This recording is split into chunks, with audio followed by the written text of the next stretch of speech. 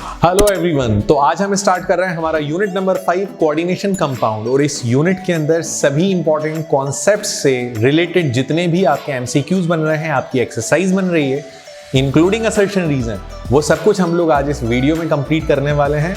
तो चलिए शुरुआत करते हैं इस वीडियो की। Let's begin.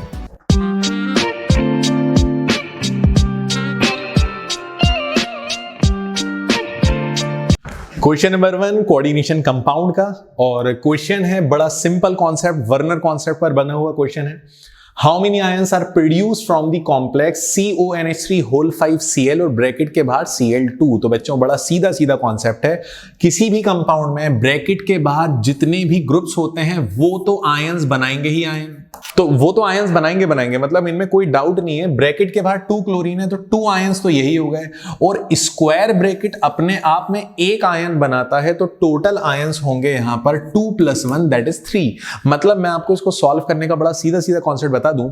जब हम इस कंपाउंड को ब्रेक करेंगे तो आप देख सकते हो, जब आप इस कंपाउंड को ब्रेक करोगे तो ब्रैकेट के बाहर वाला ग्रुप जो है वो सेपरेट हो जाएगा, ब्रैकेट अलग चला जाएगा। ब्रैकेट अपने आप में एक आयन काउंट होता है हर केस में, तो 1 आयन बनाता है ब्रैकेट एंड 2 आयंस बनाए क्लोरीन ने, तो टोटल नंबर ऑफ आयन आ गए 2 + 1 3। तो बच्चों ऐसा कोई भी क्वेश्चन हो तो आपको सिंपल क्या करना है, आपको ब्रैकेट के बाहर वाले ग्रुप्स को काउंट करना है। अगर वो 2 हैं तो ब्रैकेट को काउंट करो, ब्रैकेट 1 होगा, 2 + 1 3।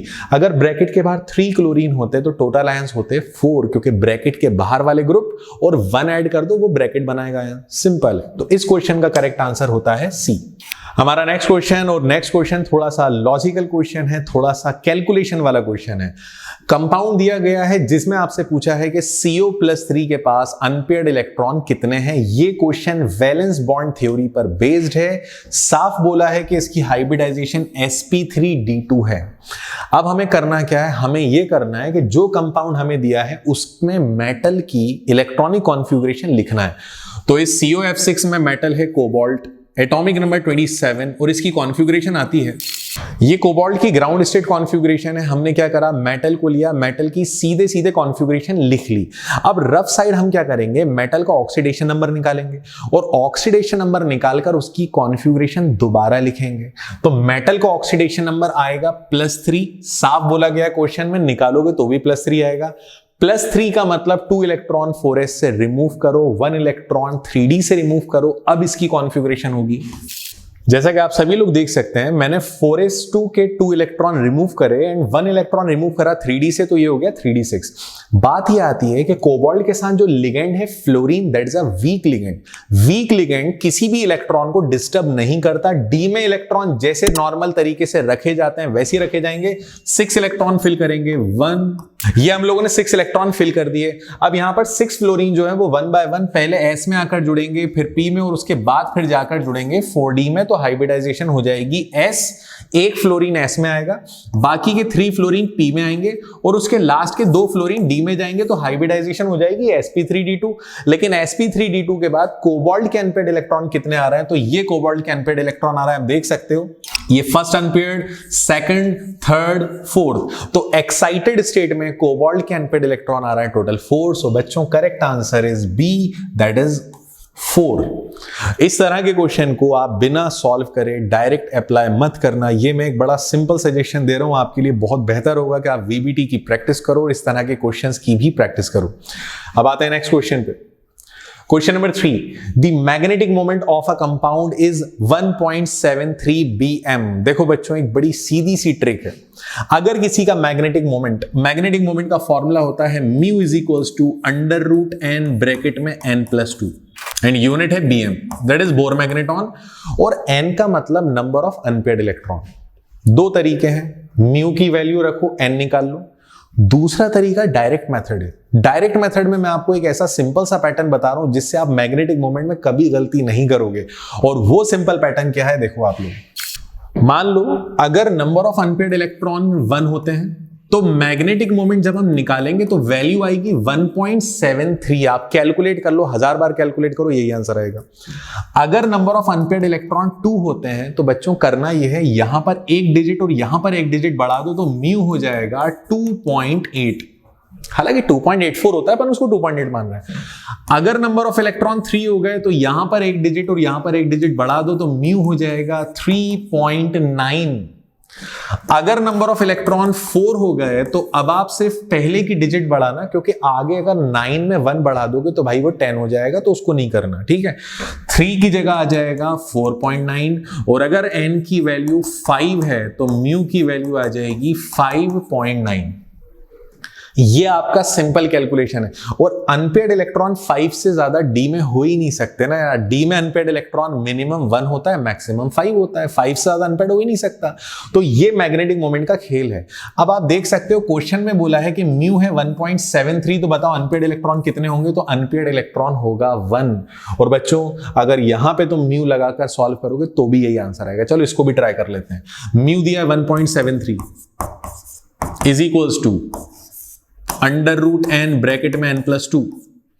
अब ये हम इसको स्क्वायर लगा देते हैं, और फाइनली जब आप कैलकुलेशन करोगे, आप इसे सॉल्व करके देखना n की वैल्यू 1 ही आएगी। तो मेरा सिंपल सजेशन है, जो मैं आपको ट्रिक बता रहा हूं उस ट्रिक को आप फॉलो करो, आपका काम हो जाएगा। अब n की वैल्यू 1 आ गई। सिंगल अनपेयर्ड इलेक्ट्रॉन किसके पास है? तो भैया सिंगल अनपेयर्ड इलेक्ट्रॉन होगा कॉपर +2 के पास। कॉपर +2 के पास सिंगल अनपेयर्ड इलेक्ट्रॉन है, जिसकी कॉन्फ़िगरेशन होती है 3d9। 3d9 में चेक कर लो, एक ही अनपेयर्ड इलेक्ट्रॉन होता है। और इस पूरे कंपाउंड में आप देख सकते हो करेक्ट आंसर आएगा कॉपर +2, मतलब CuNH3 का होल 4+2, जहां कॉपर पे +2 चार्ज है और उसकी कॉन्फ़िगरेशन 3d9 है विद 1 अनपेयर्ड इलेक्ट्रॉन। और इसी के साथ ये क्वेश्चन कंप्लीट। डी ब्लॉक की कॉन्फ़िगरेशन की प्रैक्टिस करना डी एंड एफ ब्लॉक में काम आएगी, कोऑर्डिनेशन कंपाउंड में भी काम आएगी। क्वेश्चन नंबर 4, जहां पर आपसे कोऑर्डिनेशन नंबर पूछा है। कोऑर्डिनेशन नंबर का फॉर्मूला आप सबको पता होना चाहिए।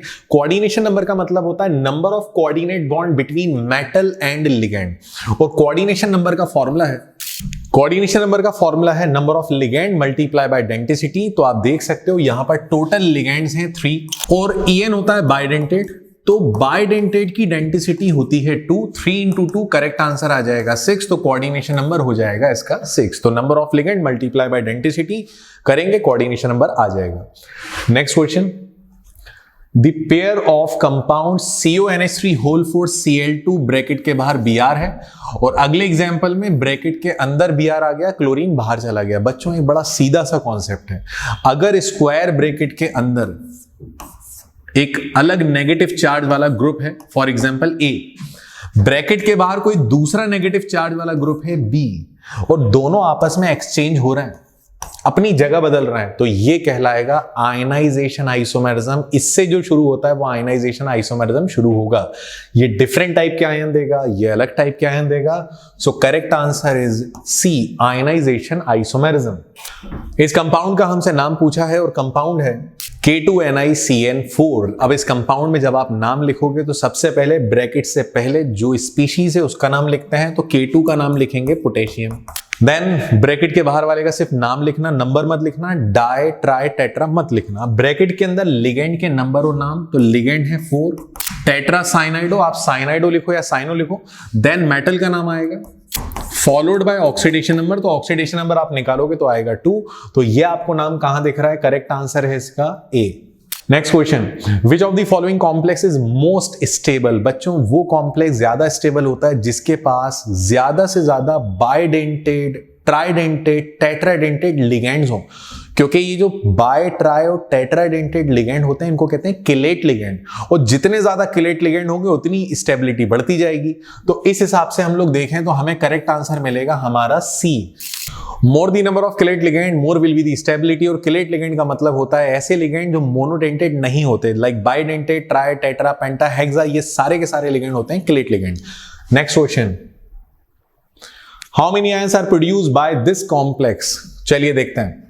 हम सभी लोगों को एक बात मालूम है कि स्क्वायर ब्रैकेट के अंदर जो भी चीजें वो अलग नहीं होंगी। अलग क्या होगा? स्क्वायर ब्रैकेट के बाहर, स्क्वायर ब्रैकेट के बाहर 3 क्लोरीन है, तो ये 3 क्लोरीन तो 3 आयंस बना देंगे, 3Cl नेगेटिव। और स्क्वायर ब्रैकेट अपने आप में एक सिंगल आयन बनेगा। क्या बनेगा आप देख सकते हो, क्योंकि मैंने ब्रैकेट से 3 क्लोरीन अलग करे तो ब्रैकेट पे आएंगे 3 पॉजिटिव। तो टोटल आयंस जब भी आपको निकालना हो तो स्क्वायर ब्रैकेट के बाहर वाली स्पीशीज को काउंट करो। स्क्वायर ब्रैकेट के बाहर स्पीशीज हैं 3। स्क्वायर ब्रैकेट अपने आप में एक सिंगल आयन बनेगा, तो 3 + 1 करेक्ट आंसर आएगा 4। तो इसका ऑप्शन नंबर B करेक्ट है। Next question, what are the number of unpaired electron in square planar complex PTNH3 PtCN का होल 4 टू द पावर -2। सबसे पहले यहां पर हमें ये देखना है कि प्लेटिनम की इलेक्ट्रॉनिक कॉन्फ़िगरेशन और इसका ऑक्सीडेशन नंबर क्या है। तो यहां पर प्लेटिनम का ऑक्सीडेशन नंबर जब आप निकालोगे तो आएगा +2 और प्लेटिनम +2 की कॉन्फ़िगरेशन आती है 5d8। अब प्रॉब्लम ये है कि प्रॉब्लम सबसे बड़ी ये है कि भाई लिगेंड जो है वो स्ट्रांग है। स्ट्रांग लिगेंड क्या करेगा, 5d में डी में जो टोटल 8 इलेक्ट्रॉन आना है, अब क्योंकि CN is a strong ligand, अब ये स्ट्रांग फील्ड लिगेंड क्या करेगा, ये जितने भी डी में इलेक्ट्रॉन आना है उनको करेगा पेयर्ड। तो आप ये 8 इलेक्ट्रॉन को 1-1 करके नहीं लिखोगे, हंट्स रूल फॉलो नहीं करोगे, अगेंस्ट हंट्स रूल जाओगे और 2-2 इलेक्ट्रॉन्स फिल करोगे। तो फाइनली जब आप देखोगे तो यहां पर लास्ट वाला डी ऑर्बिटल लिगेंड ले जाएगा अपना लोन पेयर रखकर और बाकी S और P ले जाएगा, मतलब यहां हाइब्रिडाइजेशन हो जाएगी DsP2 और नंबर ऑफ अनपेड इलेक्ट्रॉन यहां पर प्लेटिनम के पास आएंगे 0। सो correct answer is A। Question number 10, जहां पर आपको 2 फॉर्मूले दिए हैं और उसके बाद पूछा है what type of isomerism is observed in given formula, और ये पेयर क्या दिया है, COH2O होल 6 Cl3। और नेक्स्ट एग्जांपल में अगर आप ध्यान से देखो, नेक्स्ट फॉर्मूले में एक H2O बाहर चला गया, अंदर पहले 6 थे, एक H2O बाहर चला गया और उसकी जगह क्लोरीन अंदर आ गया। बच्चों जब भी वाटर मॉलिक्यूल अपनी जगह किसी से एक्सचेंज करे, जैसा आप देख सकते हो यहां एक H2O को बाहर भेजा, क्लोरीन को अंदर लाए, तो ये वाला फॉर्मूला तैयार हो गया। जब वाटर मॉलिक्यूल किसी बाहर वाले ग्रुप से अपनी जगह एक्सचेंज करे तो वहां पर जो आइसोमेरिज्म होता है उसे कहते हैं हाइड्रेट या solvate isomerism. So correct answer is C, hydrate isomerism भी कहा जाता है इसे। तो इस पैटर्न को आप जरूर याद रखना, ये जो आइसोमेरिज्म वाला पैटर्न है ये हमें सीधे सीधे पेयर ऑफ कंपाउंड देगा और उसके बाद पूछेगा कि ये जो पेयर है ये क्या शो कर रहा है। तो इसके लिए आपके कॉन्सेप्ट्स क्लियर होना चाहिए। अब आते हैं हम लोग असर्शन रीजन पे। तो असर्शन रीजन में कब A B C D आएगा ये आप लोग एक बार ध्यान से देख लो। अब हम डायरेक्ट क्वेश्चन स्टार्ट करते हैं। Statement 1, low spin tetrahedral complex are rarely observe. बिल्कुल सही बात है, लो स्पिन का मतलब होता है स्ट्रॉन्ग फील्ड कॉम्प्लेक्स जिसके पास स्ट्रॉन्ग लिगेंड है, और crystal field splitting energy is less than pairing energy for tetrahedral. ये बिल्कुल सही है, टेट्राहेड्रल कॉम्प्लेक्स के ज्यादा पेयरिंग एनर्जी होती है, ये बिल्कुल सही बात है। इसका मतलब दोनों स्टेटमेंट करेक्ट हैं और दोनों एक दूसरे से कनेक्ट कर रहे हैं। So correct answer is A। बहुत इंपॉर्टेंट क्वेश्चन है, प्रैक्टिस करना। Question number 12, again assertion reason. पहला स्टेटमेंट दिया है F negative ion is a weak field complex. बिल्कुल सही बात है, वीक कॉम्प्लेक्स है। F negative ion cannot force electrons of dz square, dx square, y square to occupy other orbital। देखो यार, अगर वीक लिगेंड है ना तो वो कभी भी इलेक्ट्रॉन को फोर्स नहीं करता कि वो इधर उधर शिफ्ट हो जाए। इसका मतलब ये दोनों आंसर करेक्ट, दोनों पॉइंट करेक्ट हैं और दोनों एक दूसरे से कनेक्ट कर रहे हैं। So correct answer is A। Question number 13, again assertion reason. Statement 1, geometrical isomerism is also known as cis trans isomerism. पहला स्टेटमेंट 100% करेक्ट है। Second statement, tetrahedral complex show geometrical isomerism, 100% wrong. Tetrahedral complex कभी भी geometrical isomerism नहीं show करता। In fact square planar जिसकी hybridisation DsP2 होती है वही ज्योमेट्रिकल आइसोमेरिज्म एग्जिबिट करता है। तो बच्चों याद रखना, geometrical isomerism exhibited by square planar and octahedral complex. Tetrahedral complex never shows geometrical isomerism. हालांकि कई बुक्स में यह बात गलत लिखी है कि टेट्राहेड्रल DsP2 वाला करता है, ऐसा होता ही नहीं है। टेट्राहेड्रल मतलब sp3, DsP2 वाला स्क्वायर प्लेनर। तो बच्चों फाइनली इसी के साथ हमारा ये वीडियो होता है कंप्लीट। कोऑर्डिनेशन कंपाउंड की एक्सरसाइज विद असर्शन रीजन भी होते हैं कंप्लीट। किसी भी तरह की अगर आपको क्वेरी है तो आप कमेंट कर सकते हैं। अपनी बोर्ड की तैयारी में रिवीजन को टाइम ज्यादा देते जाएं, नई चीजों को याद करने में कम टाइम देते जाएं, प्रैक्टिस ज्यादा से ज्यादा करनी है। वैरायटी ऑफ क्वेश्चंस जितने कवर करेंगे उतनी हमारी प्रिपरेशन स्ट्रांग होगी। So that's all for today. Thank you very much.